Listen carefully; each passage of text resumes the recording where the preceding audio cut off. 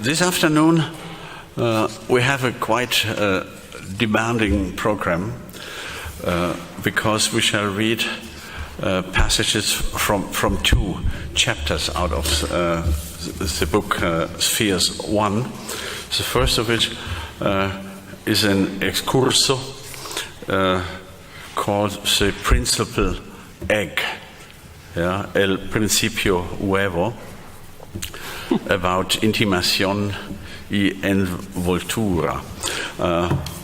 I would suggest that you open your copies on the second page, where you find the reproduction of the portada, or the frontispiece of a book from the British naturalist William Harvey from 1651, De Generatione Animalium, about the creation or the generation of the animals. And here you see an interesting picture. The famous invisible hand of Adam Smith is here depicted or trapped in a state of surprising visibility. It is still quite visible, and there's not only one hand, but the two hands of Godfather can be seen here. So it became invisible only in the next 100 years when Adam Smith published his book on the wealth of nations in 1772 or so. The hand of God had become invisible, but for the physicians and doctors of the 17th century, the hand of God was something that was quite omnipresent. These are the high types of what was called the time of the cosmo-theological proof of the existence of God. In every sign in the world, the theologists and the naturalists tried to decipher the work of God. And so God's hand is still in the graceful state of omnipresent visibility, and they have no complexes at all to show it immediately. So you see here, this is not the hand of the Christian God, to be sure. It is certainly, you see it by that robe, which seems to be a piece of a toga or something like that. It is an ancient god. Call him Jupiter or Zeus, however you like it. He seems to be more fluent in Latin, because on this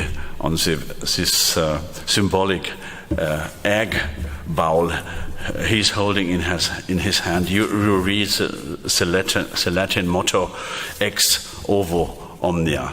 Everything comes out of the egg.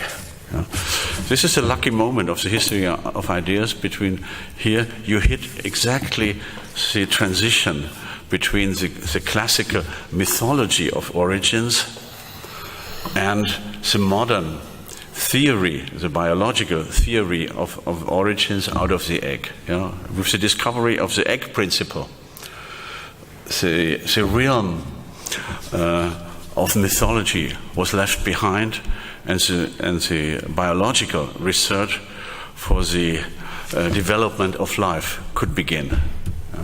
And the decisive moment was when Harvey and his colleagues in the middle of the 17th century had discovered the microscope, because then for the first time they could identify these tiny eggs that were invisible for the human eye in the light of the microscope. For the first time you could see the eggs of insects, and that helped to discard the idea of the spontaneous generation. The earlier naturalists had the concept that most of the animals are not generated in the mother's womb or come from an egg, a visible egg, like the eggs of the birds, but they are generated spontaneously out of the mud, out of the sand, out of the water, or whatever physical element was available for this spontaneous generation. So we had a visible hand of God, but an invisible egg. But with the discovery of the microscope, things turned around. God became more and more invisible, but the egg had become a physical phenomenon thanks to the virtues of this new optical instrument. And in this, by the way, Harvey is also an important name in the history of modern physiology, because he was a man who for the first time delivered a full description of the human blood circulation.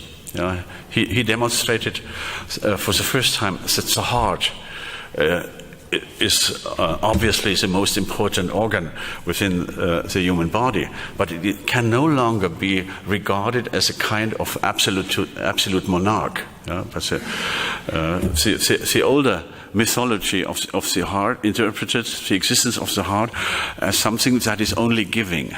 The heart is a blood-giving instance, and they simply were unable to see how the blood can return into the heart. So the full description of the circulation of blood was not yet established. And Harvey was a man who for the first time developed a full description, because he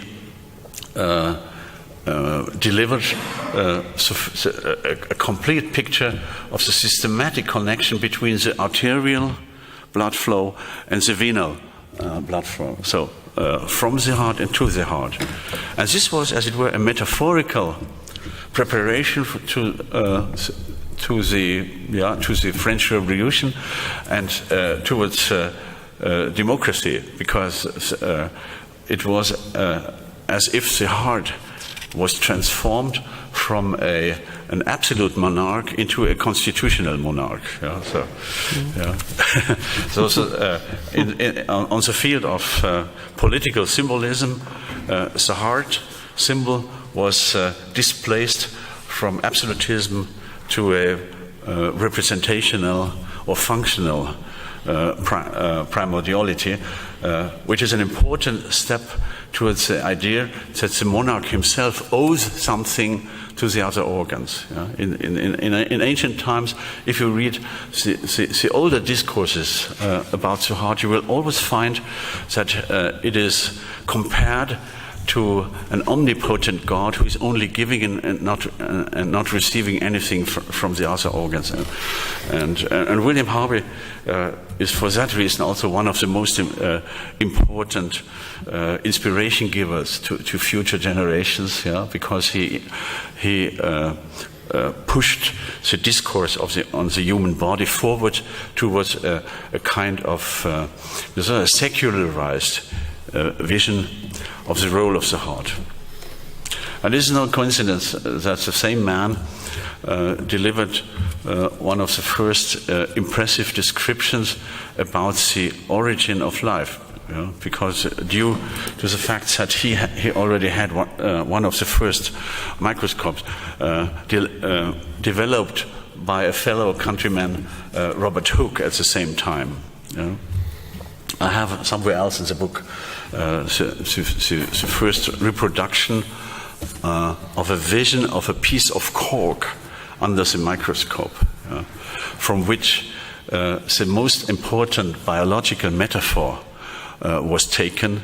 And if you look onto a piece of cork, do you know the Spanish equivalent for the word cork? Corcho. Corcho. It's the same word. He discovered something that struck him enormously, because the rows of elements and parts within the cork were structured like the cells in a monastery, one after the other. And from this observation, he coined the most important biological notion, which is actually an architectural metaphor, because he calls these units cells. Yeah? Which is originally an architectural form transmitted into the language of modern biology. Yeah? Just as another important concept of modern biology, the concept of the immune systems, yeah, is by no ways a biological term. It is a legal or a juridical term, because immunitas is a concept of the Roman law that describes the situation of a public person who may not be accused and taken to court while he is in his official function. Yeah, because also the Roman laws and Roman lawgivers had already understood that the political struggle among parties will never spare a public person, and that they also abuse the legal accusation in order to weaken the position of a public functionary, and that is why they protected these people in a particular way. So immunitas originally means a legal concept of particular protection. You know? There are some people within the human community that are too important to be exposed in an ordinary way to legal accusations. You know? And that's why until today, if a member of the parliament should be taken to court, the parliament itself has to remove the immunitas from this person to make him legally accusable. Yeah. So I'm inclined to put some stress on these observations, because there's a lot of misunderstanding in our ordinary critical discourses about the role of metaphors or biological metaphors in sociological discourses. Actually, biology is a discipline that borrows from non-naturalistic discourses, and they naturalize these concepts. And if we unknowingly borrow ourselves these concepts back, we could really commit an error of the type of a biological fallacy. But if you really know the origins of these concepts, you will never commit this error again. You have to understand that the concept of cell, the basic concept of all biological discourses in modern times, is an architectural metaphor coined by the British scientist Robert Hooke, the inventor of the microscope, after discovering the regularity, that striking regularity in the topological order of small cells in a piece of cork when you look at it through the microscope. I will show you the picture tomorrow. Tomorrow will be more like a philosophical movie. I will show you a lot of visual evidence in order to explain what happens if we move from the field of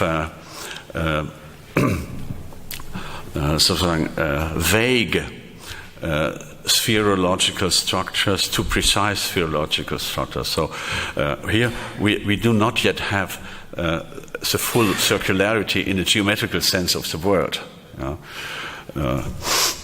You remember the sentence that you quoted in your last utterance, the quotation from Gaston Bachelard, when he says the roundness is not the roundness of the unconscious is not yet that of the geometrical circle, but the roundness of the belly, or of the roundness of the womb. Of the womb. Yeah. Gaston Bachelard es el científico, el teórico de la ciencia francés, que influyó muchísimo sobre el postestructuralismo, el estructuralismo y el postestructuralismo.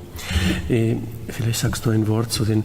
Quizás le pedimos una palabra sobre, para quien le parezca esto demasiado biologista, vielleicht sagst du ein Wort zu der Rolle, die hier Heidegger und Luhmann spielen. Es gibt hay dos indicaciones que son quizás muy reveladoras en contextos no biologistas en este discurso. Uno, por una parte, es Heidegger, que hay incluso una cita que es metafísica, y otro el teórico de los sistemas de Bielefeld, Niklas Luhmann. Y los dos son dos autores muy importantes para Sloterdijk.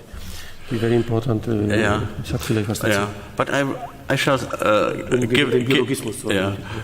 the problem of biologism. I think what I just have said, could suffice to push all this kind of suspicion far from us, because the dimension of metaphorization is not from biology to sociology, but rather the other way around.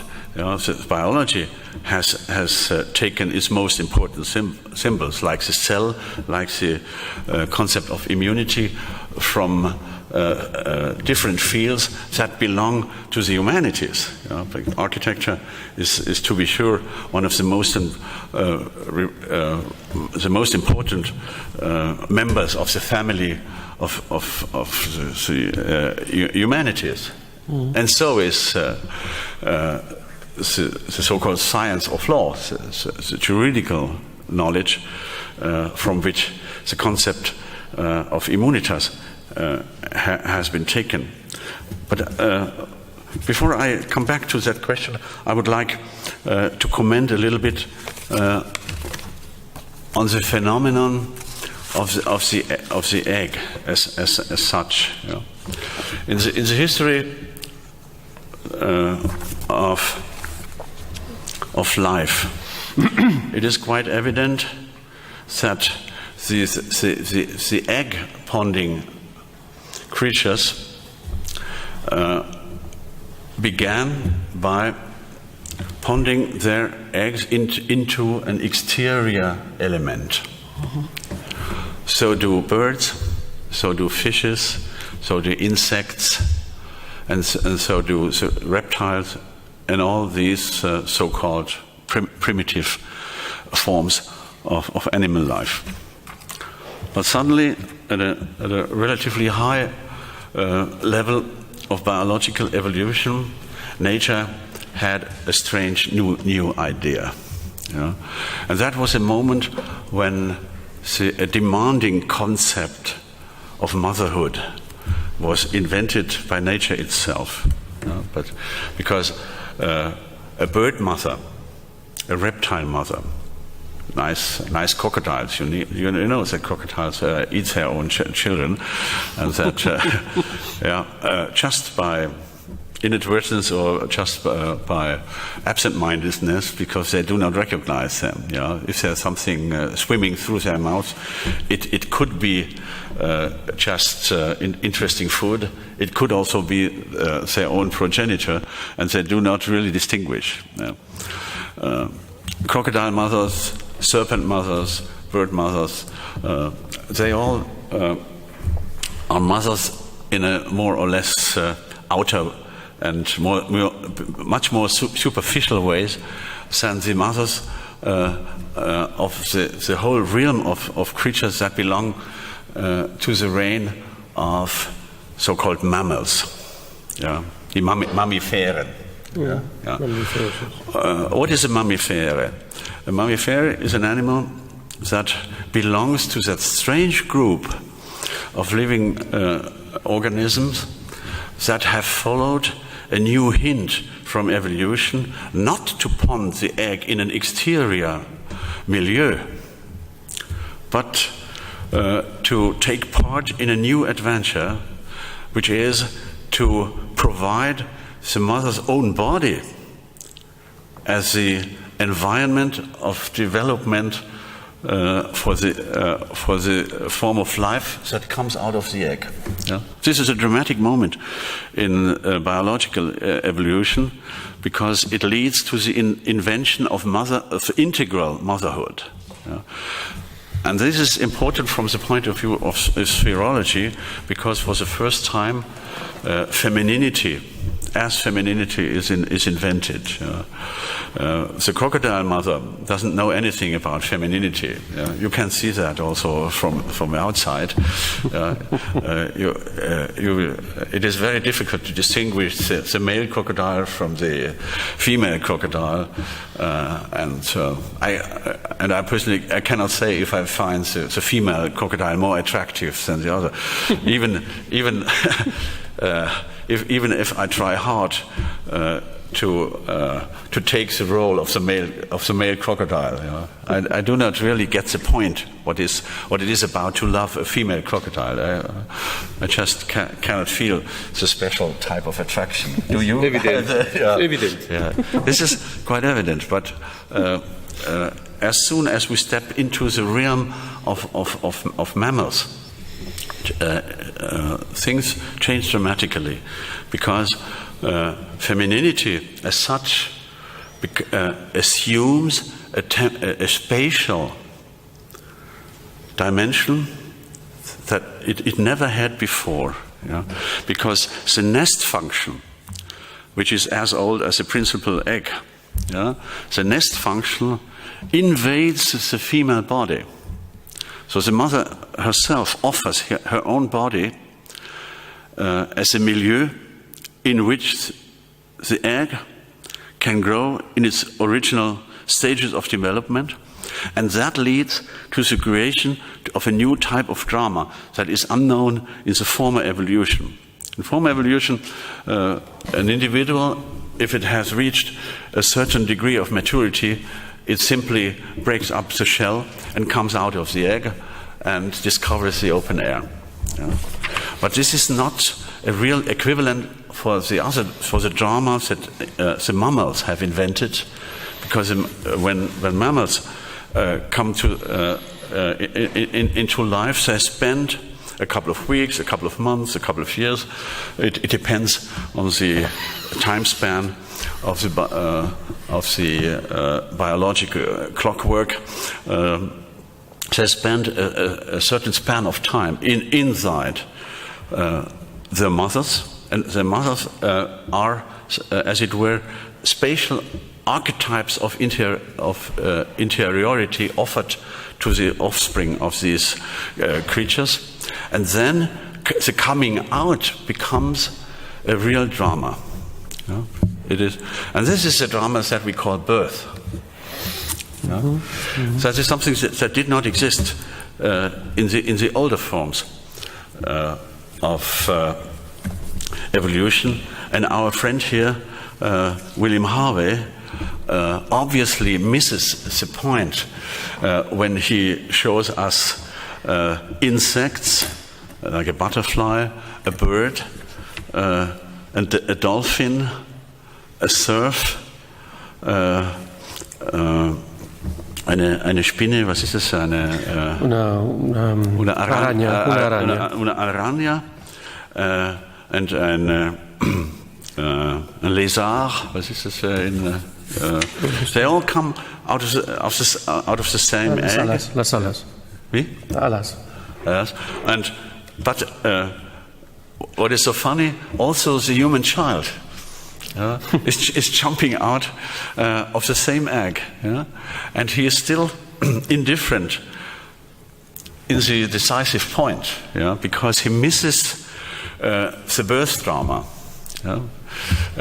and he does not yet understand the difference between those living forms that come out of an eggshell that has been breeded in an outer environment, and those animals, forms of animal life, like the surf, the deer, and the human child that come from mammal mothers who by themselves offer the environment of evolution.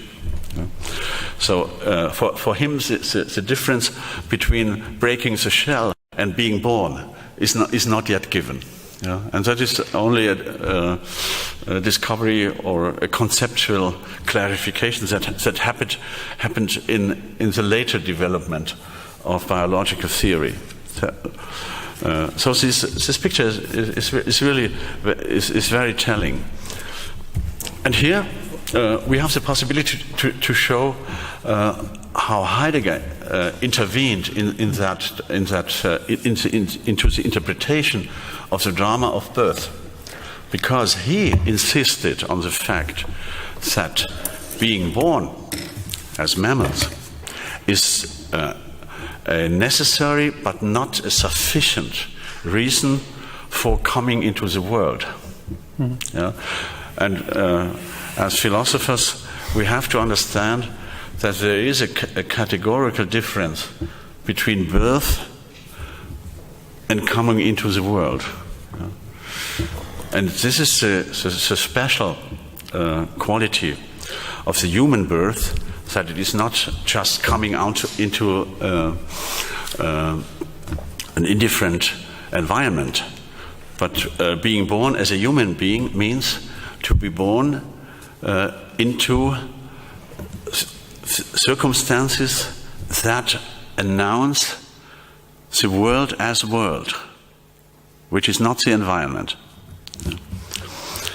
We must remember that Heidegger was among the first readers of the most important book of modern meta-biology, written in 1909 by the German biologist Jakob von Uexküll, von der Umwelt und Innenwelt der Tiere. Un biologo alemán del siglo XX. Yeah. This is the first occurrence of the term Umwelt in its technical meaning. Mundo circundante, mundo circundante, Umwelt, mundo alrededor. Yeah. And Heidegger immediately reacted to this book, especially to the second edition, which appeared in 1921. That was a moment when Heidegger himself entered into the path that led him to Sein und Zeit. That appeared in 1927. He read the second edition of Jakob von Uexküll, von der Umwelt und Innenwelt der Tiere. And he was profoundly shocked when he saw that biology, of the naturalistic approach to the question of life or existence, was, as it were, absorbed. The naturalistic approach seemed to absorb the whole domain of philosophical reflection.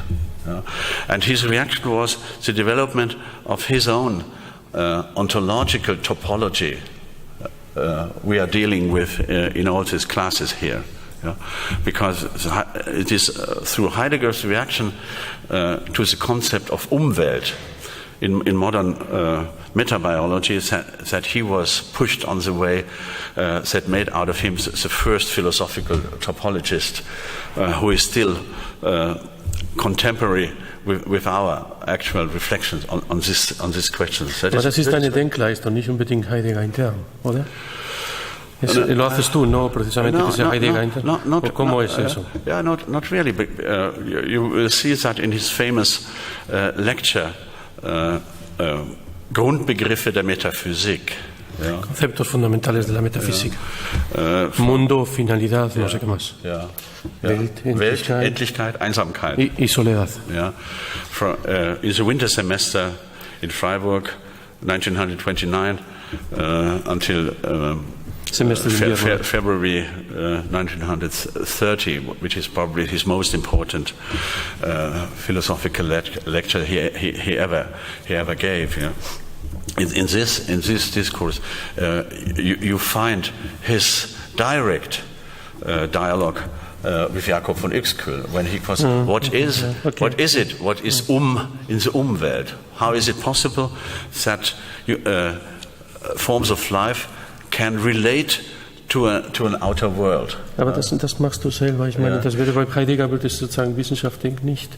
Er bedient sich der Sache. But this is also the first and only place in Heidegger's entire work where he approaches himself a little bit to the question of a philosophy of nature.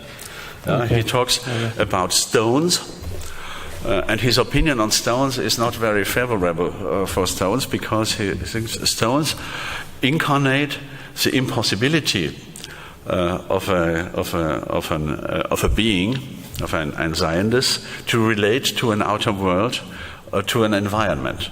That is the reason why he calls stones weltlos, acosmic, or deprived of a world. Yeah? So stones cannot be a neighbor to whatsoever. And even if you have one stone lying next to the other stone, you cannot say that the stones are neighbors, because the capacity of neighborhood, or the capacity of being a neighbor to something else, is only given then and only then when the being itself has the capacity to open itself towards the environment. So it has to have, as biologically speaking, it has to have a nervous system, because nervous systems are these kind of openings. Yeah? If the stone becomes turned on, metaphysically turned on, it becomes frivolous. Frivolous enough to get a nervous system. And if you have a nervous system, you become a risky form of life. For the stone, there is no risk of life. Even if you smash the stone and break it into hundreds of particles, every part of it will represent the same quality of acosmism. So it's the same incapacity to relate to something outside itself. And the next step in Heidegger's explanation of the history of nature is animality. And according to him, the animal ist weltarm, is poor. Sì, ausente del mondo, con poco mondo. Con poco mondo. Poco mondo, sì. Poco, con una relazione deficitaria al mondo. This is ontologically speaking. Pobre del mundo, literalmente. This is the ontological meaning of poverty, to have an access to the world, but not the full access. By the way, those among you who have read the famous Abécédaire of Gilles Deleuze will remember that fascinating article under the letter T, where he speaking. Derrida auch, l'animal, that's Heidegger. No, but under the letter T, Deleuze speaks about the tick. In French, it's a tick. In Deutsch, die Zecke. This is a small animal that is sitting on the grass. La avispa. Yeah. No, la? La tick. Yeah. That is. Okay, gracias. Yeah. And this is Me falta vocabulario concreto. These are small things that drop down on you, and they have that perverse gift to enter under your skin. Múnich está lleno de eso. Es increíble. No se puede echar en el jardín inglés en verano que eine Zecke kommt immer. And this it is dangerous because they carry a kind of bacterium that can provoke the Gehirnhaut and the meningitis. That can provoke meningitis. It is a real danger to children playing in the grass, where the second can enter into. But these ticks, according to Gilles Deleuze, this is the most Heideggerian passage in his whole work. He said, have exactly three openings or three channels that help them to communicate to the world. They have the capacity to feel the presence of animal warmth. That means if a mammal with warm blood comes by, the tick, the Zecke, understands through this temperature channel that food has arrived, and then it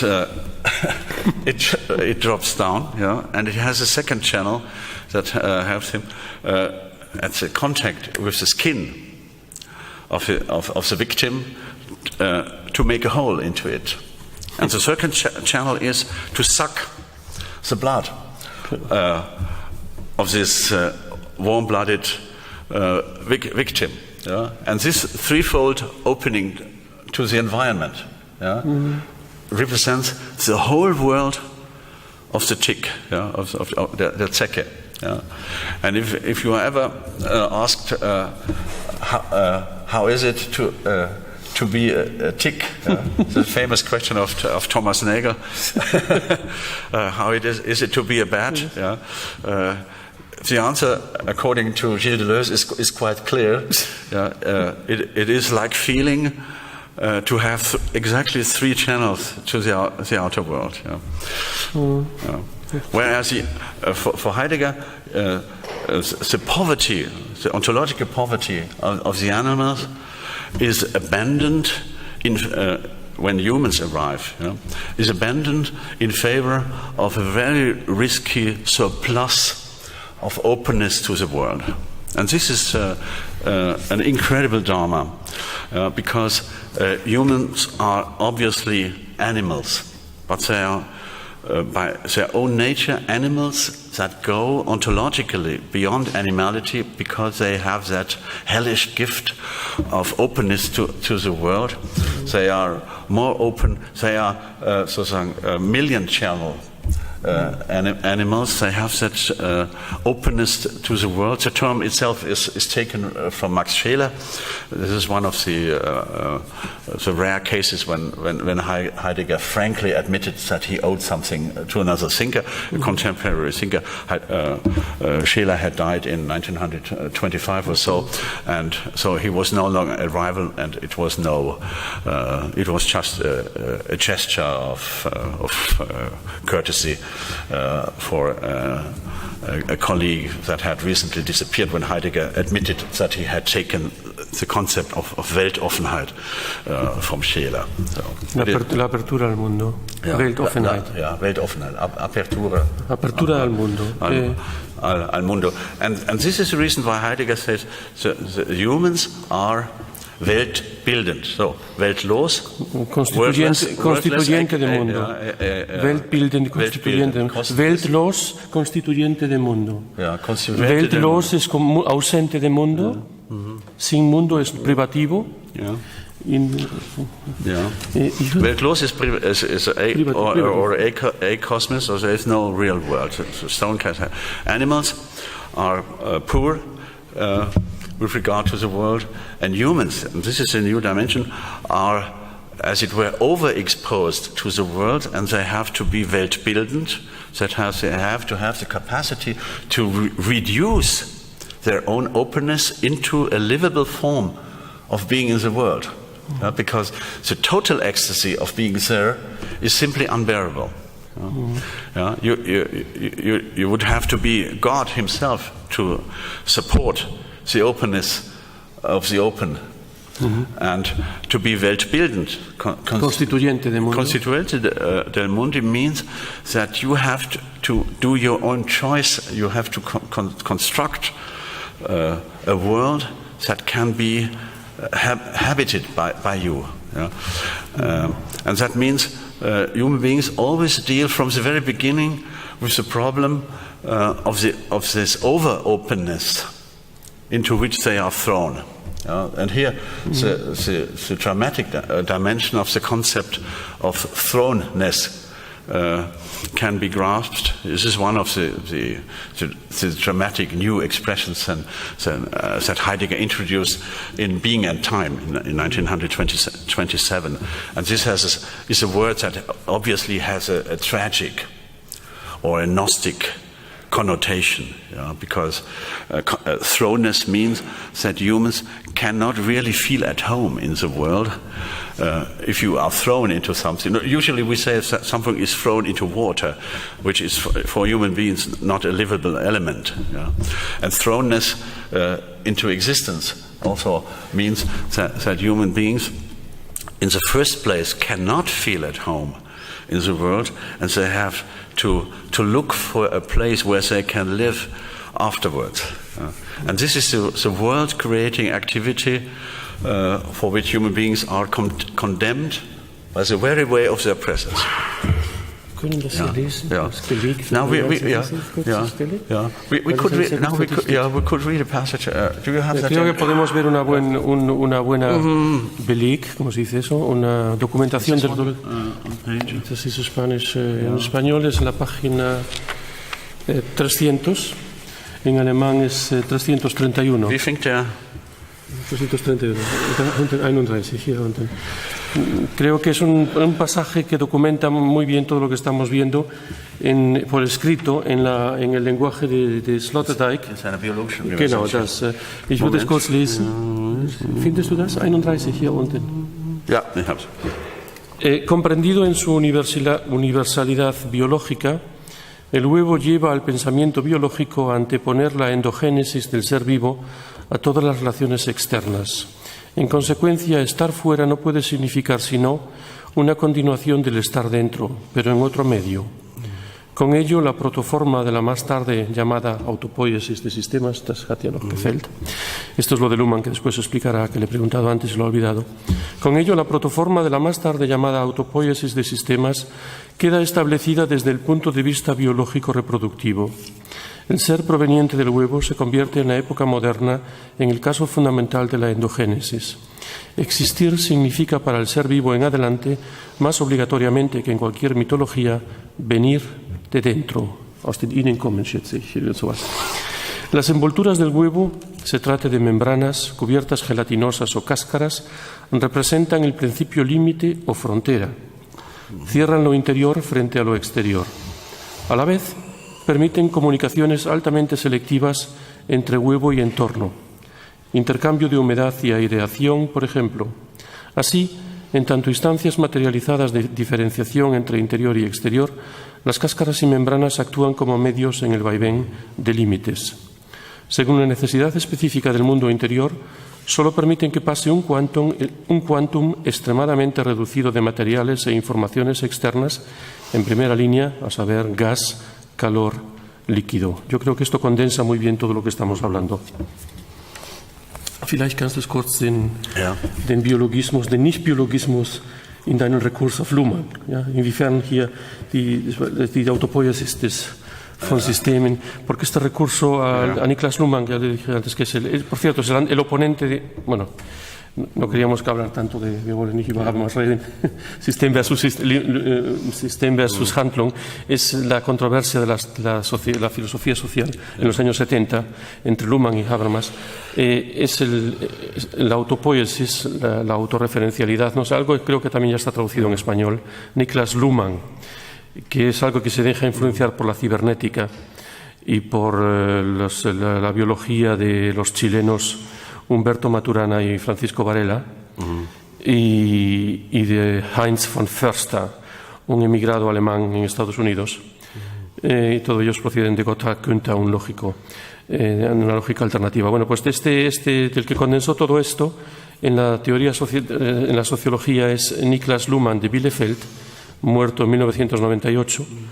1920 y poco, vivió, es más o menos contemporáneo de toda la gran generación, de Heinrich, de todo eso. Bueno, pues Sloterdijk recurre con frecuencia a la teoría de los sistemas de Niklas Luhmann para darle un toque, él dirá cómo, a todo este tipo de teorías, y por eso le pediría antes que ya que aquí los menciona, que explicitase en qué medida el recurso al Heidegger de lo que es metafísica y al Niklas Luhmann de la teoría de los sistemas permite darle una vuelta no biologista a toda esta cuestión que parece prima facie tan biologista. Y tiene que ver con el concepto de autoinmune también, con el inmunitatsbegriff. But there are two different types of non-biologist discourse. The Heideggerian style of non-biological discourse on the human ecstasy in the world. That is the fact that humans have this extremely demanding openness to the world, but it's a different type of discourse compared with Luhmann. he obviously is much closer to the biological discourse, but he's not directly interested in the meta-biological discourse of Jacob von Uexküll. He also has his own concept of Umwelt. Yeah? He uses the Uexküllian concept of Umwelt, but he has transformed it into a concept that belongs to a higher level of generalization, of abstraction. For him, it makes almost no difference if whether he's talking about organic life, biological structures, institutions, societies, and machine parts. So all these are assemblies of entities that only have to fulfill one condition to enter into in his own theory.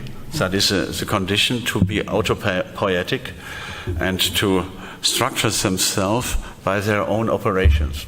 And this is something that can be, and these are conditions that really can be fulfilled by all of these patterns. Yeah? A sufficiently complex machine structure on the cybernetic level, can fulfill this condition. Organic life can fulfill it, and social interactions can fulfill it also. And this is a totally different type of anti-biologistical argument. But here I am on a different terrain, and I do not bother that much with the problem of biologism or non-biologism. This is rather a question for those who cling to the old critical pattern that was developed in the 20s, or maybe that goes back until the generation of the young Hegelians. It is a young Hegelian argument that the classical metaphysics had made ontological entities out of social relationships. And whenever you can reduce something to a social relationship, you have delivered the proof that it can be changed. So to de-ontologize a fact always means to prove that it can be changed. And that is sort of, as it were, a philosophical contribution to social revolution. But it is no longer our concern, because we have already changed and brought into a revolutionary state almost everything in the world, and we are no longer that much concerned by this kind of problem. This is also the patterns, and for the last time with much impact used by the young Roland Barthes when he wrote his mythologies. He always wanted to show that what is so-called nature is in reality a social construction. And whenever you can show that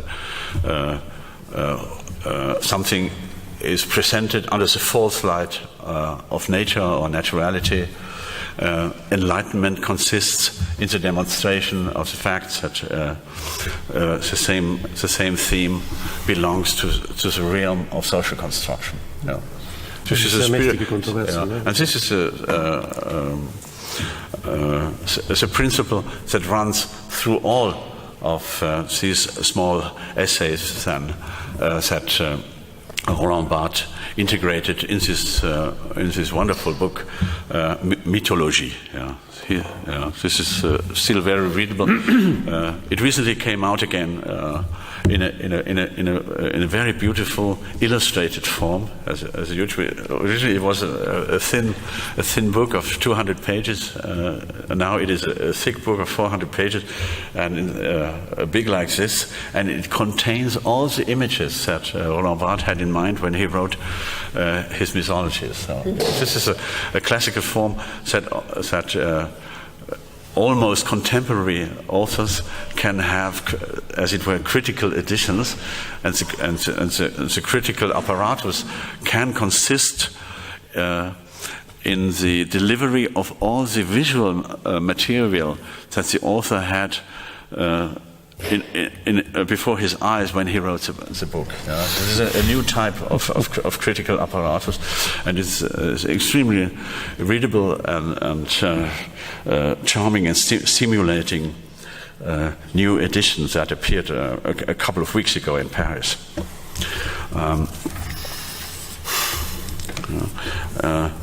Okay, I would like to read together with all of you the last paragraph here. Geburt. Okay. What Geburt, what birth means in ontological terms. We should read that together, and then we could jump in the more demanding part of our charge today. That is the theological part. Es una otra concretización de sí, estoy buscando donde empieza con el nacimiento. Geburt es nacimiento, a ver si lo encuentro en español, por dónde está, cómo está traducido. Hier muss es sein. Tiene que estar alrededor de 302 o algo así. A ver si lo encuentro. ¿Hast du es? Immer noch nicht. Doch. Sí, pero es que no empieza con nacimiento, ya lo tengo. Página 302. En el caso de los mamíferos, glaube ich, das bedeutet ja, ja, einen dreifachen Höhlenbruch. Ja, das genau. Ist es ja. Nacimiento, das ist es. Genau, ja, pero en el caso de los mamíferos de sangre caliente y vivir, por cierto, una nota bene, han podido ver cómo salta de la teoría de los sistemas a Roland Barthes, a Heidegger. Esto es lo que estábamos escuchando por parte de Isidoro Reguera, lo que es el saber enciclopédico de Sloterdijk, y cómo argumenta enroscando su argumentación en una narración que es al mismo tiempo referencia de hechos históricos e historia del pensamiento. Esto es simplemente una pequeña nota bene. Se me procede.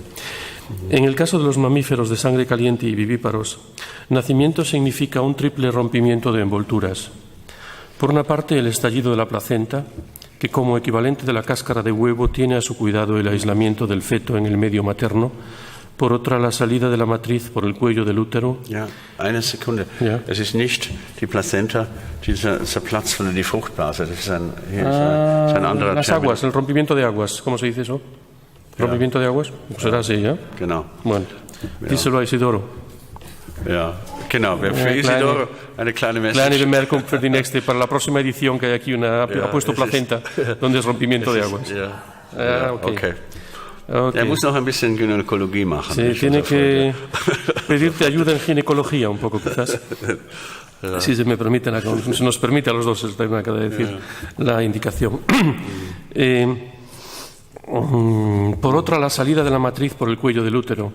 El éxodo orgánico que permiten las contracciones del parto. En tercer lugar, el paso a través del canal de nacimiento al medio extramaternal, completamente distinto, que se manifiesta como el mundo exterior auténtico frente a la intrauterinidad e inmanencia placental. Desde el punto de vista topológico, sin embargo, este triple proceso de desenvoltura no lleva necesariamente al derrumbe del lactante en un modo de ser sin cobijo, ya que bajo circunstancias normales queda la cercanía de la madre y como cuarta envoltura esférica resarce de la pérdida de las tres primeras materiales. ¿Tres primeras materiales? Cuarta envoltura. Was sagst du? Tres primeras materiales, das klingt ein bisschen komisch. Bueno, no es el momento de cotejar la traducción, no es por nada, me sonaba un poco raro en español, pero quizás yo no sé a quién para cuestionar formulaciones en español. Este cambio de medio amortiguado desde un espacio de protección interior a uno exterior aparece en todos los seres vivos superiores que producen descendientes en alto grado inmaduros y sujetos a anidamiento. Por ello, todos estos seres vivos son en principio psicopatizables. Su maduración para participar en juegos de relaciones adultos puede ser truncada o deformada por lesiones de la cuarta envoltura extrauterina. El Homo sapiens, junto con sus animales domésticos, goza del precario privilegio de poder volverse psicótico con mayor facilidad que cualquier otro ser vivo, entendiendo por psicosis la huella de un cambio de envoltura fracasado. La psicosis es el resultado del aborto que soy yo mismo como sujeto desgraciado de una mala mudanza a la que no proporciona sostén ni envoltura. Si uno se orienta a este concepto de psicosis como eco de una catástrofe esférica temprana, se hace comprensible por qué la psicosis ha de ser el tema primordial latente de la modernidad. Vielleicht kannst du diesen Satz danach kurz erklären. Quizás le pidamos que explique esta frase, porque aquí, típico en Sloterdijk, de repente, sin darse uno cuenta, salta y deduce algo que tiene una trascendencia casi global tremenda, ¿no? Se hace comprensible por qué la psicosis ha de ser el tema primordial latente de la modernidad. Dado que el proceso de la modernidad implica una iniciación de la humanidad en el exterior absoluto, una teoría de la modernización esencial, solo como dictado del proceso ontológico de psicosis, puede llevar a formulaciones creíbles y existencialmente pregnantes. Bien formuladas, quiere decir este neologismo de Reguera. Como época de desplazamientos sistemáticos de límites, de patologías colectivas, de cáscaras y de trastornos epidémicos de envolturas, la época presente reclama una antropología histórica de la locura procesual. Le vamos a pedir que explique quizás estas últimas deducciones, estas últimas consecuencias. Vielleicht kannst du kurz diese Schlussfolgerungen am Ende des Zitates kurz erläutern. Ab der Psychosis, ab der Psychose. Ja, genau. The key word of this passage is obviously the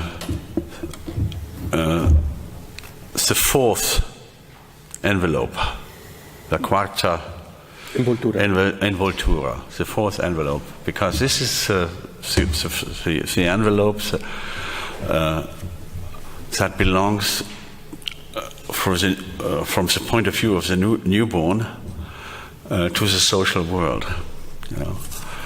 And there is no guarantee that the social world really fulfills its function. You know. This is a systematic point where the question of the bad mother becomes a philosophical question. You know, or the question of the stepmother. You know, all cultures, you know, are haunted by the demon of the stepmother. Yeah, that means the mother who does not really behave like a mother. Yeah. In Latin, they had a special word for this called noverca. Yeah, that is the mother that is not who is not ready to fulfill the role of mothering for the child. Yeah, because mothering means to offer to the newborn a kind of extra-uterine uterus. Yeah? So the child must have the feeling that to be born is, after all, not that bad, because the function of psychological containment goes on. So it does not really mean throwness into nothingness, which is the throwness is the Heideggerian and psychological term for psychosis. You know? You know? The throwness means that you are falling into something that is unable to hold you. You know? Whereas when human beings are really weltbildend, or world creating, the creation of world begins with the discovery that, after all, not being in the mother's womb is not that bad, because to be on the mother's arm or on your father's arm is not so bad as well. Yeah. so the incubator function, yeah, becomes a social performance, and all societies have to do with that very demanding task to fulfill the role of a good enough incubator for the newborn. Yeah. That is, by the way, the reason why the Christian Church was right when fighting the inclination of women to abortion. The church was right as long as the church itself offered herself as a replacement for the good mother. Yeah, and they invented the institution of the orphelinat in French, so the orphan's house, where newborn babies that could not be kept by their own mothers or their own parents for whatever reasons were accepted by the religious people and were brought up as carefully as these people were capable to do. If you take das Telefonbuch. El libro donde están las listas de teléfonos. Ja, la lista de teléfonos. If you take the telephone book. El listín telefónico. Let us say the telephone book of Madrid or of Rome. In that case, both languages coincide, and you open it under the letter E, and look for all those who carry the name Esposito. Eso es un detalle interesante. You will discover this. Eso es lo que significa históricamente, expósito. I would guess that I would bet that alone, for Madrid alone you will find 20 pages with Esposito italiano. And if you find that, these are all descendants from people that were brought up in Christian orphelinats. Because Esposito was a name given to these people by the Christian fathers that took up the exposed people, babies that were laid down in front of the door of the church. Un altar de la iglesia. Todavía hoy. And this is an institution that shows that what a society is. So society is a breeding capacity. Every society is defined by its breeding capacity, or the capacity of bringing up children from the very beginning, not only if they are 5 or 6 years old when they are sent to school, but the society really begins with the capacity to adopt children. The adoption is a basic gesture not only of humanity but of the social continuity. And the ironic fact is that even parents have to adopt their own children because they have to accept them. Besser altar als die Mülltonne. Quizás mejor el altar que el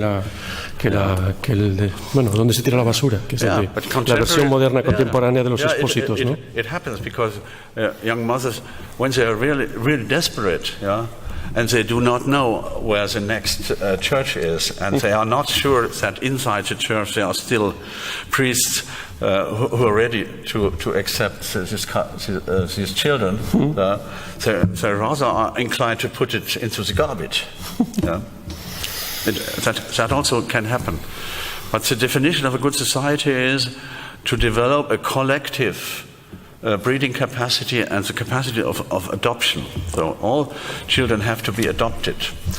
And this is a phenomenon which usually remains hidden under the fact that normal parents adopt their own children in an inconspicuous way. They do not even realize that they adopt them. And only from the negative examples you can draw your conclusions to the positive form. That is the reason why the phenomenon of the bad mother is so important for the understanding of what society is all about. Because society necessarily has to be a form of social synthesis that can replace bad mothers.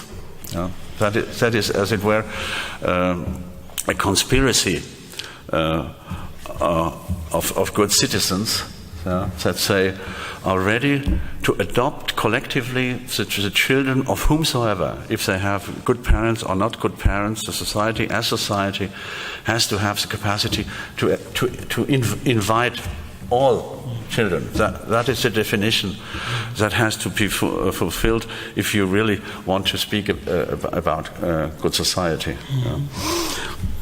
And that is also the reason why the question of abortion is really crucial for the definition of the climate of a given social nexus. And this is not, and the meaning of all this reflection is, of course, not to incriminate the bad mother, but to show that a good society is a society that can replace bad mothers. That is an essential definition of what good societies are about, and what decent life is about. It is not biologically and psychologically not really necessary to be brought up by your own parents, but the breeding power of a society has to be strong enough to invite and to integrate whomsoever into life. And that means that we are millions of years far away from biologistic discourse, because this is a discourse on the moral power of a real decent and human society. Vielleicht die ganzen neuen, lo digo en español, vielleicht die ganzen neuen Entwicklungen in den Biowissenschaften bringen eine sehr schöne Pointe, die man noch denken muss, ne? Also diese Abkopplung von Sozialität, von der Biologizität, ne? Es ist fruchtgehauptet in vitro, eine preimplantacionesdiagnóstico. Le estoy diciendo que quizás todo este discurso había que repensarlo también a raíz de los nuevos avances que se están produciendo en la biomedicina, en la biomedia, ¿no? Biovida, no sé, podríamos decir bioleben, se dice en alemán, la biovida, es decir, todo el proceso de separación que se está produciendo entre reproducción biológica y reproducción social, el hecho de lo que estábamos hablando, de que no es contractual la relación, no era contractual entre la madre y el hijo, sí quizás se está repensando desde una cierta contractualidad la adopción en países del mal llamado tercer mundo, und auch die List der Biologie, ne? In der Pubertät teilweise die Ablehnung der nicht biologischen Familie y un poco la venganza también de la biología, cuando en la pubertad de repente los hijos adoptados rechazan a los padres adoptivos, ¿no? Que esto, por ejemplo, es un argumento que utiliza el filósofo católico Robert Spemann. Das benutzt Spemann, um zu sagen, dass die Biologie sozusagen Robert Spemann, un filósofo católico de mucho peso en Alemania, utiliza este argumento para decir que no se puede a la torera saltar con tanta facilidad el imperativo categórico del vínculo biológico. Pero bueno, esto es otro detalle quizás que nos llevaría muy lejos. Das würde vielleicht sehr weit führen, aber ich wollte es nur so erwähnen, als dramatische Zuspitzung, als dramatización tremenda a través de los nuevos desarrollos en el biocontexto de todo esto de lo que está hablando ahora Sloterdijk. I would suggest that you read, if you still have 10 or 15 minutes tonight, that you read two passages from our photocopies together at the same time. You reread what we just read together, the passage on the egg, the principal egg, and then you jump into the chapter 7, where you will find a very strange passage in which I'm talking about the mother's voice as perceived by the child in the fetal interior. And here I try to show that there is something that I call the original gospel. That is, that the child hears the first siren singing when it hears the vibration of welcome in the mother's voice. That is a strange and very speculative passage, but I think it is important because the voice of the mother is unable to hide her true feelings towards the new life she is carrying, and this is a kind of original gospel. Yeah, it's a good message.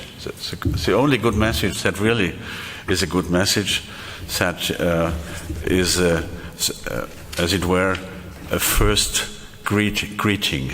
Yeah? So, a word of welcome.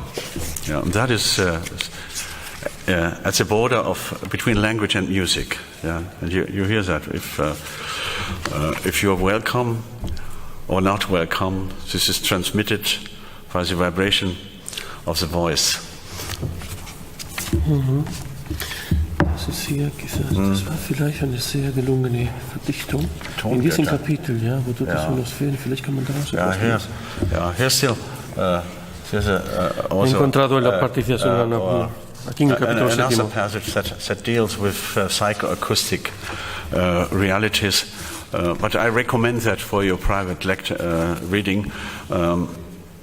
Here I have a horrifying interpretation of the acoustic aspect of the Love Parade in Berlin. Sí, porque mezcla muy bien todo esto que estás diciendo con fenómenos del tiempo, ¿no?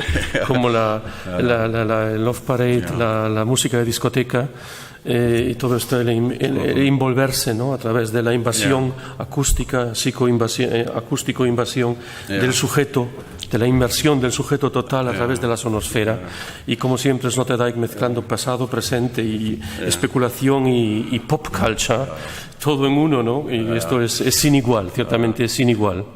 Yo me imagino que estamos esperando, perdona, es gibt schon die ersten Theaterautoren, die Sloterdijk Sound einbauen.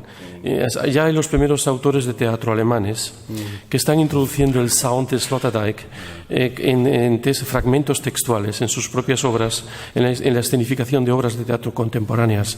Hay textos de músicos de rap y de hip hop con textos de Sloterdijk. Es increíble. Y claro, eso hace sulfurar a la academia.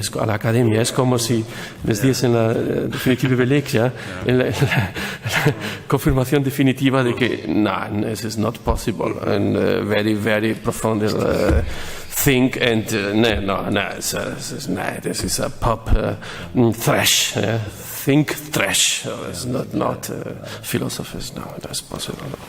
Me está entendiendo, yo creo que una generación que está delante me puede entender perfectamente, y quizás algún autor de vanguardia catalán que esté esta noche presente a lo mejor se deja inspirar por algún sound, incluso sin entender nada de alemán, y lo puede meter ahí en un texto. Es quizás más interesante que siempre, no sé, la gaga de Lady Gaga y todas estas cosas. Pero bueno, en fin, esto es una pequeña... Just let me add a small footnote. I remember that I read maybe 1 year ago or two an interview with the Spanish Queen in which she gave a very severe commentary on this festival, street festival in Madrid, on the St. Christopher's Day. Sí, del desfile de homosexuales. They also celebrated St. Christopher's Day in Madrid. They made a kind of cortege through the city, and the Queen was quite hostile to that, because she said, "We normal persons, we do not step onto a truck." And run through the center of the city half naked and celebrate our way of sexual life. But I would rather recommend her to participate at least once in her life and in such a street festival, because she evidently lacks the experience that a people does not only need a lady queen, but the population of a good monarchy needs also so a kind of sound goddess at the top of the society. And as long as she has not been on one of these trucks, she will never play the role of a good sound goddess. Nostra Signora del Sound. And this is obviously one of the very few errors the Spanish monarchy has displayed so far, and from many other aspects it is just admirable. But here, for my feelings, she went a little bbit too far in her ladylike attitude, and she should have taken the role of those who have very deep historical reasons and far-reaching historical reasons to celebrate their emancipation. El punto es la inmersión sonosférica, ¿no? La inmersión completa del sujeto a través de todos los sentidos que se están impregnando de esto. Y esto se ve incluso cuando se está escuchando pues un poco la melodía, incluso en inglés, que me suena muy raro, la melodía de cuando Sloterdijk está hablando, ¿no? Ese sound deiner Melodie im Sprechen, auch im Englischen, als Beleg dafür. So it is with fear and trembling, to speak with the Apostle Paul, with fear and trembling that we approach the last chapter of our You have a second photocopy in your hands. The Capítulo 8. This idea of birth, which is more related to this traumatic or leaving an original house, doesn't have like a counter image, just like kind of like an emancipatory feeling or like a kind of like liberation from something that is left behind. Yeah. I think that's why I don't know. Yeah. I'm thinking that if you have like this melancholy on the idea of leaving this origin, but I was thinking that you could think as well as this emancipation, but with the complex of how like this inner communication with the mother, and therefore it will create like a split from mother, you, within the world will be like something outside. That is absolutely true. The human birth is a drama because it has a real drama in the full sense of the word, also in the theatrical sense of the word, because it dissolves an unbearable tension. You can no longer stay within, and you cannot go out. This is the point of departure of the birth drama. Gynecologists are more and more inclined to think that the impulse that releases the birth process comes from the child. So it is, as it were, a gesture of the child that feels that his or her situation inside the mother's womb has become unbearable. Because during the last weeks of pregnancy, it is really not a pleasure to sit inside and wait for things to come. It is a dramatic and almost desperate decision to go forward and to leave a house that has become too small. So birth is obviously the prototype of emancipation. But emancipation has to be a livable process at the same time. You cannot jump or fall from one extreme into the other. There is a narrow hell at the end. But there is also an agoraphobic hell on the other side of the world. Because the openness of the open is unbearable in a different way.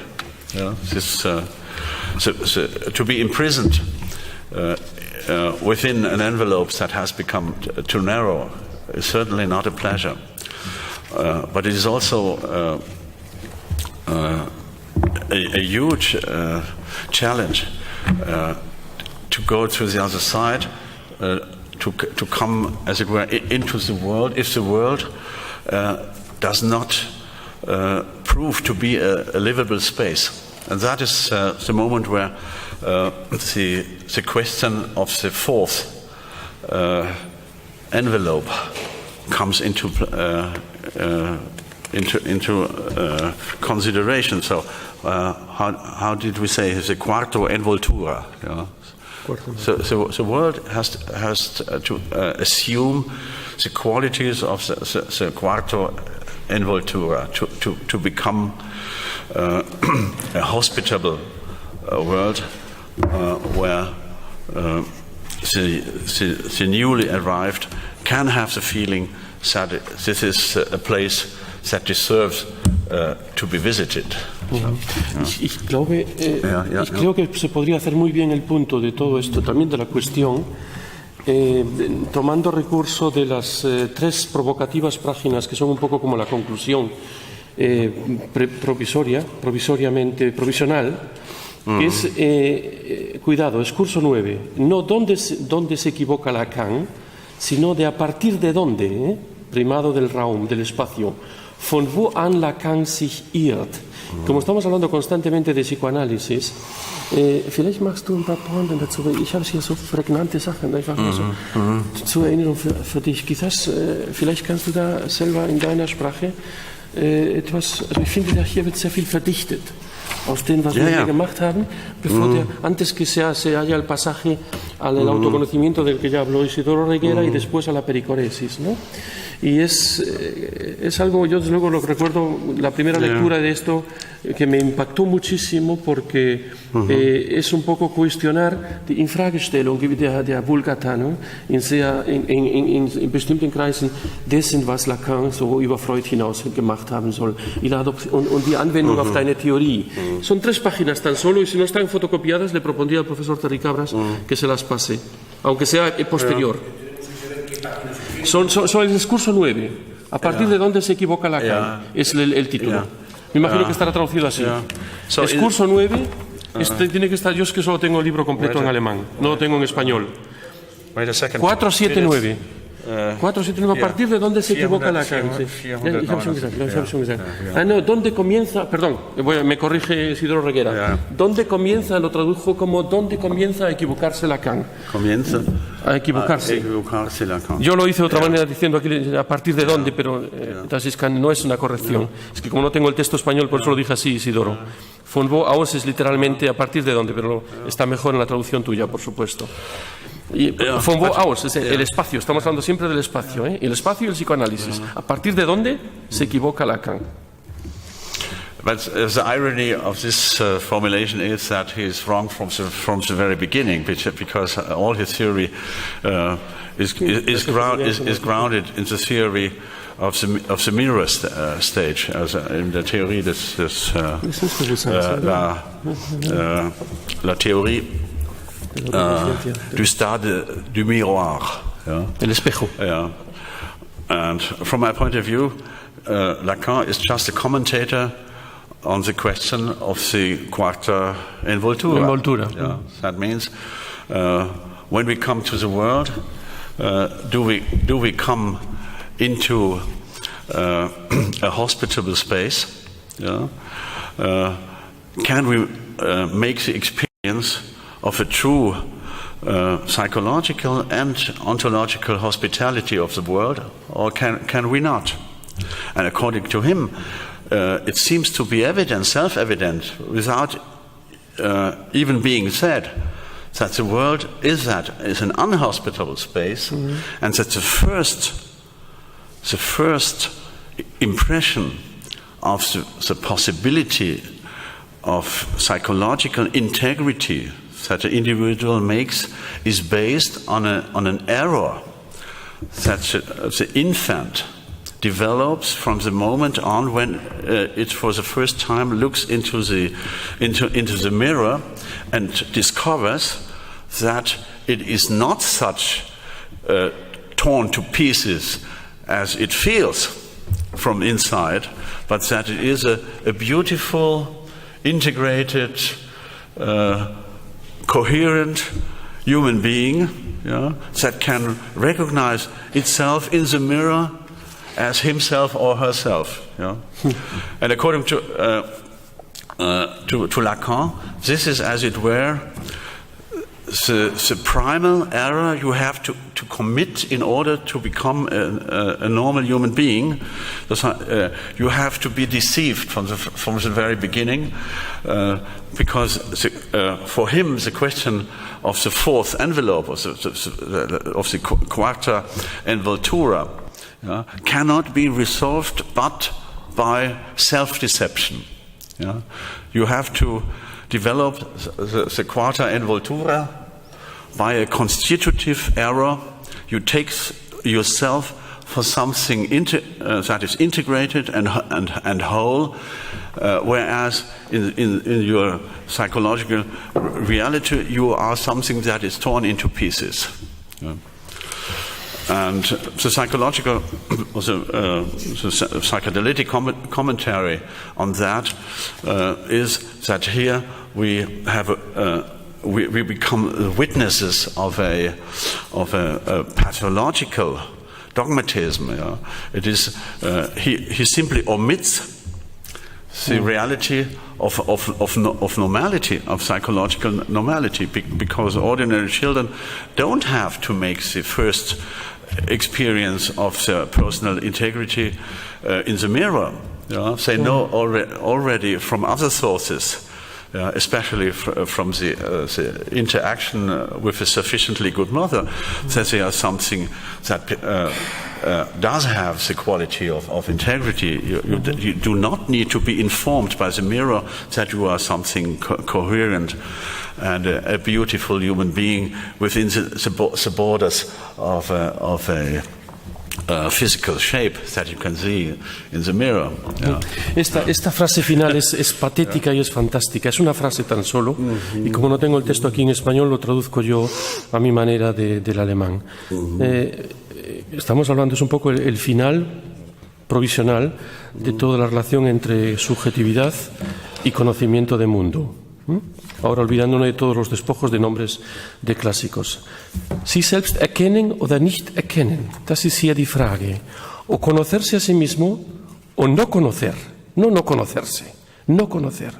This is the question. Esta es la pregunta. O sea, o conocerse, y el error de Lacan va en la idea, según entiendo a Sloterdijk, de precisamente por toda la teorización sobre el estadio del espejo imaginario, que no se ha tenido que algo aquí se pierde, ¿no? Lo repito, porque esto también tiene que ver con la formulación de Delphis, ¿no? En la filosofía griega. Conocerse o no conocer. El que no se conoce, no conoce el mundo. Das ist hier die Frage. Also diese absolute Zuspitzung, como dijo Reguera. Conocerse o no conocerse a sí mismo.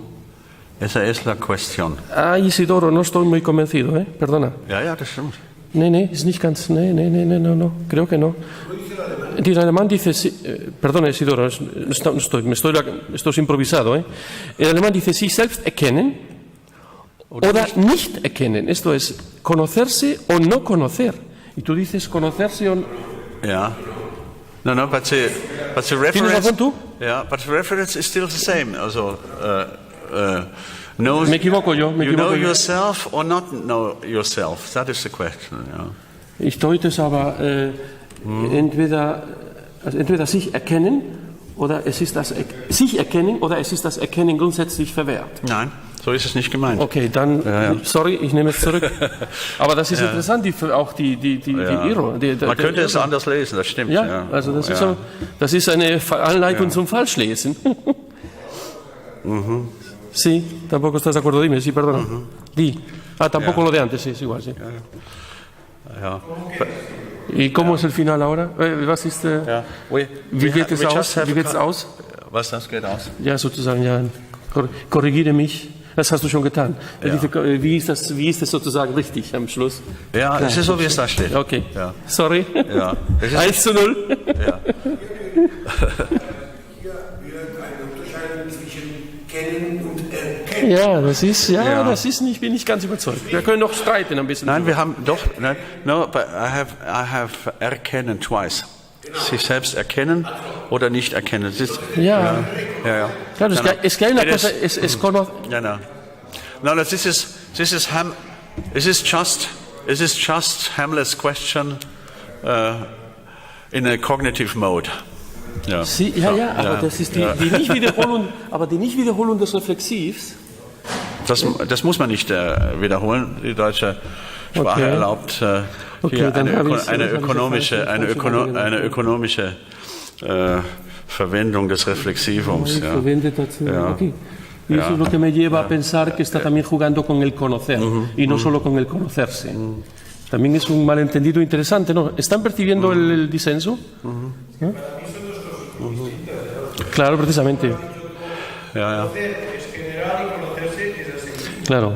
Pero eso al parecer es un error mío. Después de 30 años hablando alemán. Pero eso es Sloterdijk. No es conocerse o no conocerse, al parecer. Es conocerse o no conocerse. Es reflexivo en los dos casos. Yo retiro mi objeción. We are approaching the end of our evening session, but this maybe is a good moment to show you a place in the book when the author also feels tired and looks back on what he has done so far. This is the beginning of the 8th chapter, and I look back on the 7 chapters, in each of which I have given a different definition of what it means to be inside or to belong to an interiority. We have 7 different responses to that question or to that challenge, and we could read that together. Fantástico. And we have all of that, yeah. ¿Tienen el capítulo 8? Ja, Kapitel ¿Lo 8. tienen? Ja, das haben alle. Sí, es muy cerca ya del comienzo esa recapitulación de 7 puntos, ¿no? Yeah. Que es increíble, Yeah. es un resumen de todo el libro realmente. And the answer is we are in an inner space, yeah. Ah, sí, ya está en la primera página, Yeah. 4, 8, 5. Primero, Then, segundo, yeah, tercero y todo and so, esto. First of all, in an espacio intercordial. Yeah. I cannot repeat the full argument here, but I have tried to show, by the way... de cor corazón, no solo de la cordialidad, ¿eh? Perciben del cor cordis, corazón. Intersubjectivity as intercordiality. So, and this in a very physical interpretation. Es corazón. The second is in la esfera interfacial.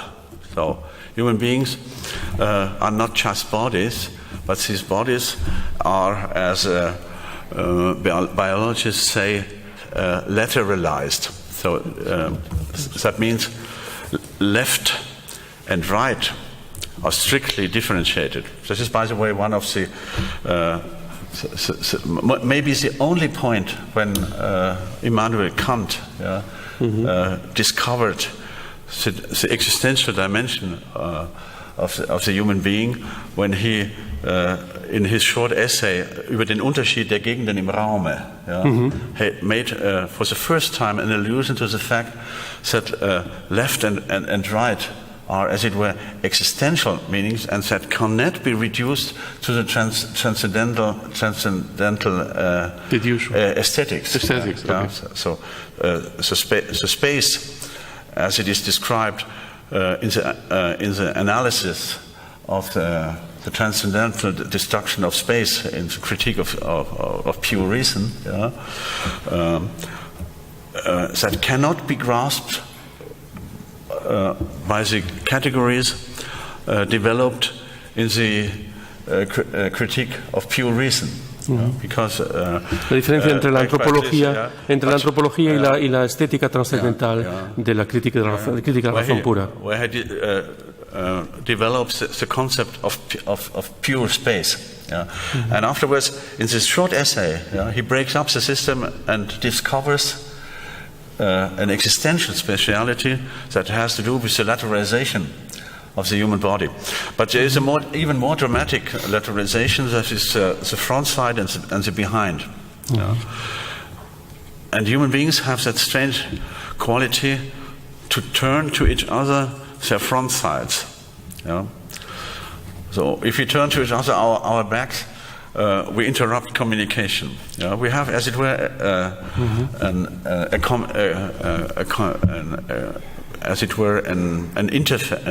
communicative interface. And if I look to you, I normally prefer to see you from your front side and not from your back.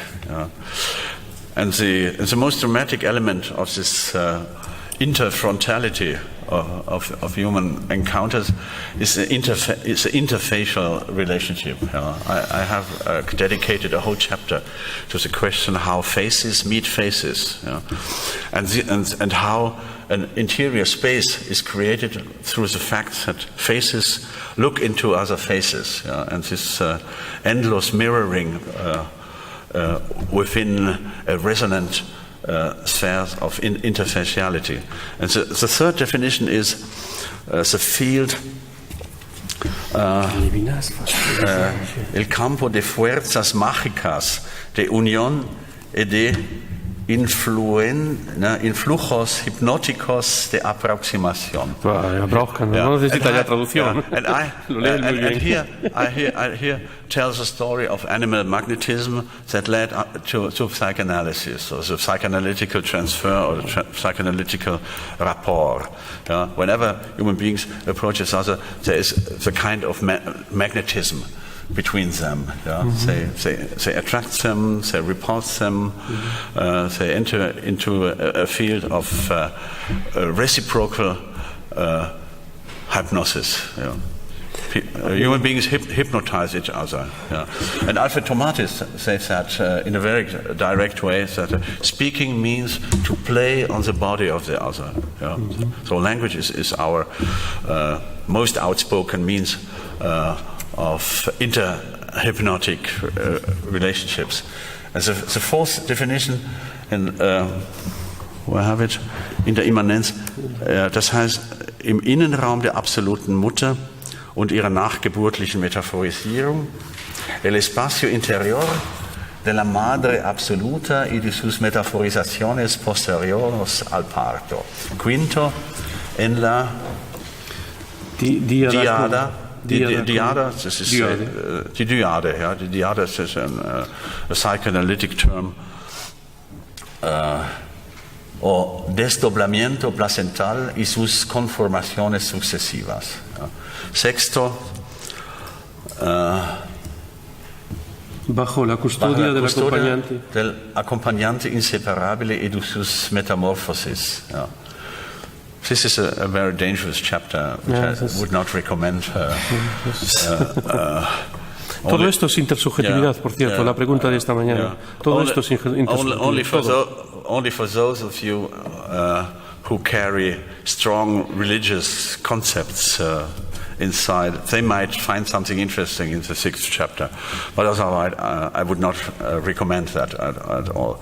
But the seventh part is something we have been talking about. This is espacio de resonancia de la voz materna que saluda dando la bienvenida y de sus reproducciones mesiánico-evangélico-musicales. So, here I try. De Musa, sí, de Musa. So, un bello neologismo de Isidoro Reguera. Mosaicas. So I try to show that there is a common root to music and religion, and that both go back to that messianic vibration of a voice that welcomes you. Muse, ist richtig. So. Había una pregunta, ich gab eine Frage dort. Ja. Später, okay. Ja. Más tarde, ahora. Ja. Sí, no, vaya. Sí, pregunte. Espera, con el micrófono quizás, con el micrófono. Ja, geben Sie das Mikrofon her.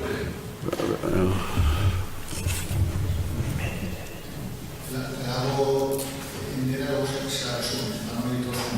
Ya. Ah, sí, no, hágala completa, si tal. ¿No?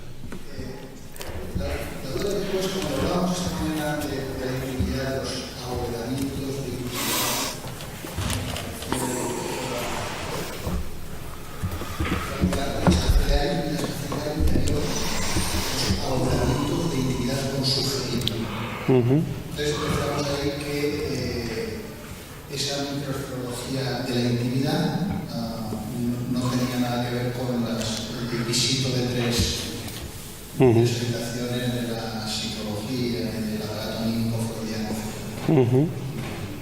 Pero luego cuando volvemos esta tarde estamos comentando la idea de la psicosis. De la psicosis como una huella de una membrana barroca, ¿no? Du kannst es mir dann nachher übersetzen. Ja? La cita sería la psicosis como la huella de un cambio de envoltura fracasado. La psicosis como un cambio de envoltura fracasado. Entonces, aquí se utiliza la categoría de la psicosis, la categoría del paralítico cerebral, que por cierto hay una modalidad de paralítico cerebral que consiste en la ruptura de la placenta y la pérdida de oxígeno del feto. Entonces ahí se utilizan como visitos de tres habitaciones, pero luego antes hablaba que en la microsferología de la intimidad no había visitos de tres habitaciones. Entonces, sí, el problema es... En los abuelamientos de la intimidad no hay categorías, no hay visitos de tres habitaciones, o se los hay, entonces estamos con la raíz cerebral o con categorías que... Ok, habe ich verstanden. Ja, entendido. Ja, sí. Sieht einen Widerspruch zwischen der Rede am Vormittag von den Wohnungen mit drei Zimmerwohnungen. 3 Zimmerwohnungen, ja. Von heute Vormittag und andererseits jetzt dieser Rede von der Psychose. Und ohne, als gäbe es keine Trennungen. Ja. Mit Trennungen, ohne Trennungen. Wie geht das zusammen? Sí. Yeah, unfortunately, we don't have time to elaborate on this very important question. In the last chapter, in the 8th chapter of the book, after looking back on the whole way that we have made so far, I make a quite extensive excursion into the field of theological discourses on the relationship between those who live in der Dreizimmerwohnung, piso de tres apartamentos, de tres habitaciones. In der Habitation with 3 rooms, and those who live in an apartment with 2 rooms. Yeah, and the 2-room apartment, the 2-room apartment is mysticism. And the 3-room apartment is a theological discourse about the cohabitations of the persons of the Trinity. Yeah. And this is an unbelievably rich field, because maybe in the history of the human mind, there is no subject on which that much has been written as like about the relationship between God and soul, especially in the Neoplatonic tradition. Und Gott in sich selbst. Yeah, and in 3 Personen. Yeah, and this is the first. So mysticism is about the relationship between God and soul, and how they got separated, and how they can be reintegrated and become familiar with each other after having lost sight of the other pole, and what God has to do in order to recollect the lost souls, and how the soul has to recollect herself and to remember her divine partner, and so forth. So this is an unbelievably rich library of religious discourse. And there is another field where Christian theologists tried to understand how these three poles of the Holy Trinity interact, and how it is possible that three can be one, and how one can be three, and what kind of relationships are possible. This is an incredibly difficult and subtle field of discourses. Yeah. It is probably the most complicated chapter of the history of thought. Before the Hegelian logic, and before the entry of the human reflexivity in the field of cybernetics. Yeah. Und bevor sexuelle Logik. Yeah, before, yeah. And you will find a short resume of both systems. Yeah. So of mysticism on the one side, where I quote Augustine, I quote Margarete Porete, a she mystic from the 13th century, who wrote an important book of mystical literature, Le Miroir des simples âmes. Ja, was ist das in Spanisch? The Mirror of the Simple Souls. Ja. And I quote Nicolaus Cusanus, Coincidentia oppositorum? Yeah, not coincidentia oppositorum, divisione Dei. Divisione Dei. Yeah, how God can see you in such a way that He sees you as if He would only see you and nothing else, and see at the same time everybody else in the same way like you. So that is the trick that the God of the Christian theology must be able to perform. Otherwise, he could not assemble a community around him. He would remain the God of the mystics, who only has private relationships. And that also leads already into the theory of the church and the theory of the perichoresis, the mutual inhabitation of the members of the divine community. But all this has only a technical meaning at the same time. I'm not talking as a theologist, but I make a technical use of this type of discourses in order to show that we already have a rich tradition that helps us to understand the complications of intersubjectivity. Ich würde gerne ganz kurz auch meinerseits ein kurzes Kommentar zu dem Ende Me gustaría hacer un pequeño comentario personal, porque yo escribí un texto justamente sobre este primer volumen que está publicado en Alemania en el 2009, un libro sobre Sloterdijk, y acabé precisamente con un análisis también dramatizando este tipo de prima facie inconsistencias lógicas que se pueden dramatizar muy bien viendo el último capítulo el final del primer volumen. Simplemente un comentario, porque me parece que vamos a ver ese capítulo más en detalle, pero yo diría que un buen ejercicio de lectura que le aconsejo no solo al que preguntó, sino a todos, sería intentar perderse esta noche media hora en ese capítulo, aunque solo fuese a nivel de análisis lógico, ¿no? Es decir, viendo cómo la lógica, justamente con el juego de dentro-fuera, y de dos personas, mención a las herejías en la historia del cristianismo primitivo que está tratando también Sloterdijk en el aspecto lógico y metafísico. O sea que si hacen la experiencia de ver este texto bajo el ojo y la dimensión lógica, y tienen presente todo este intento de reformulación de la geometría no euclidiana y todo esto que hemos trabajado hoy, quizás se pudiese llegar a una lúcida nueva formulación y reformulación e insistencia de la pregunta tan certera que ha planteado. Es un mero comentario.